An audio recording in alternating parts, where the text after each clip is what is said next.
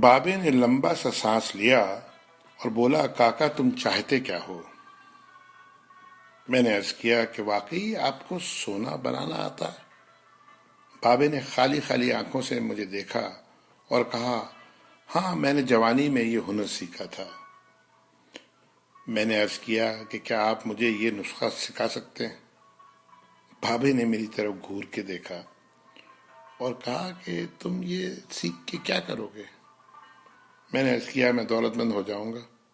بابے نے زوردار قہقہہ لگایا اور کافی دیر تک ہنستا رہا۔ جب وہ ہنستے ہنستے تھک گیا تو بولا، تم دولت مند ہو کر کیا کرو گے؟ میں نے جواب دیا، میں دنیا بھر کی نعمتیں حاصل کروں گا۔ بابا نے کہا کہ چلو یہ نعمتیں تمہیں حاصل بھی ہو گئیں تو پھر کیا کرو گے؟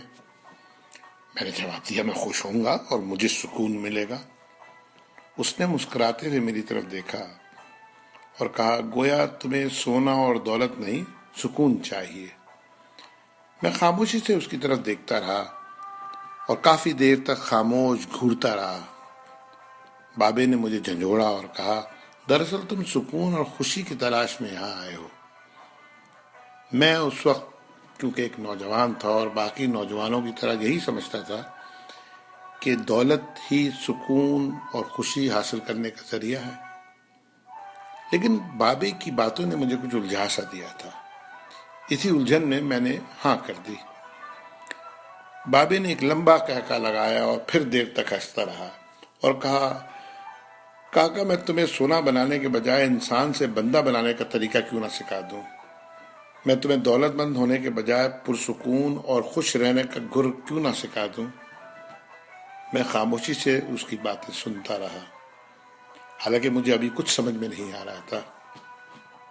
اتنے میں بابا بولا، انسان کی خواہشیں جب اس کے وجود اور عمر سے لمبی رہتی ہیں وہ اس وقت تک انسان رہتا ہے۔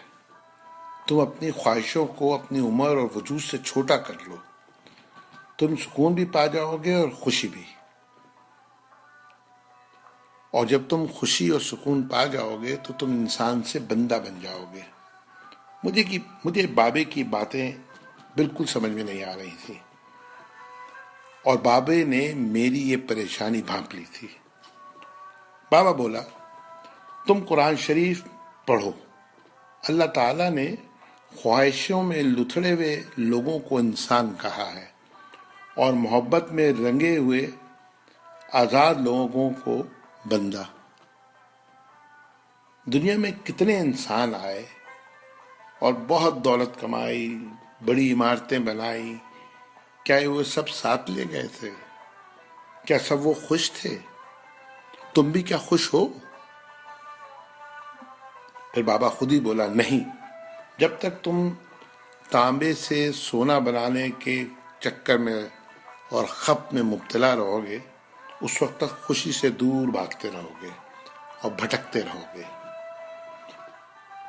پھر بابے نے ایک چھوٹی سی ٹہنی سے زمین پہ رگڑنا شروع کیا اور کہا، لو میں تم کو انسان سے بندہ بنانے کا نسخہ بتاتا ہوں۔ اپنی خواہشوں کو اپنے قدموں سے آگے نکلنے نہ دو۔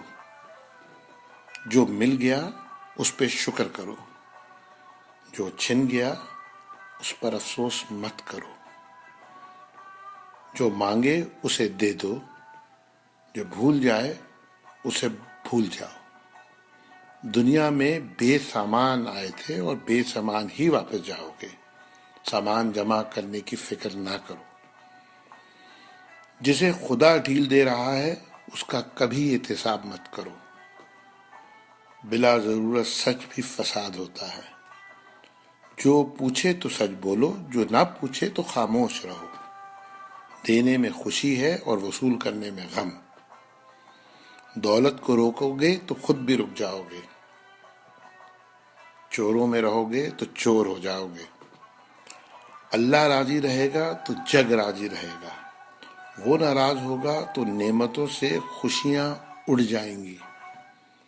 جب تم عزیزوں، رشتہ داروں، اولادوں سے چڑھنے لگو تو سمجھ لو اللہ تم سے ناراض ہے۔ جن سے تمہیں نقصان پہنچا ہو اور مزید نقصان پہنچنے کا اندیشہ ہو ان سے کنارہ کشی کر لو، ان سے بدلہ لینے کی فکر نہ کرو، کیونکہ سب سے اچھا بدلہ اللہ کا ہے۔ جب تم اپنے دشمنوں کے لیے اپنے دل میں رحم محسوس کرو تو سمجھ لو تمہارا خالق تم سے راضی ہے۔ ہجرت کرنے والے کبھی گھاٹے میں نہیں رہتے۔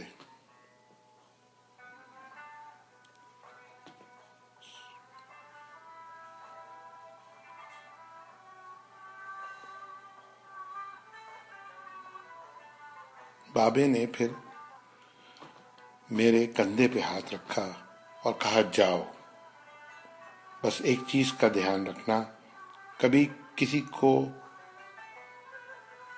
خود سے نہیں چھوڑنا، دوسروں کو فیصلہ کرنے کا موقع دینا، یہ اللہ کی سنت ہے۔ اس نے کبھی اپنی مخلوق کو تنہا نہیں چھوڑا، مخلوق اللہ کو چھوڑتی ہے۔ اور دھیان رکھنا، جو جا رہا ہو اسے جانے دینا، جو واپس آ رہا ہو اس کے لیے اپنا دروازہ کبھی بند نہ کرنا، یہ بھی اللہ کی عادت ہے۔ وہ واپس آنے والوں کے لیے اپنا دروازہ ہمیشہ کھلا رکھتا ہے۔ تم یہ کرتے رہنا، تمہارے دروازے پہ ہمیشہ میلہ لگا رہے گا۔ یہ اقتباس ہے جس کے مصنف سے میں بالکل نابلد ہوں، لیکن اس کا عنوان تھا کیمیا گر۔ اللہ تعالی ہم سب کو انسان کے بجائے بندہ بنا دے، آمین۔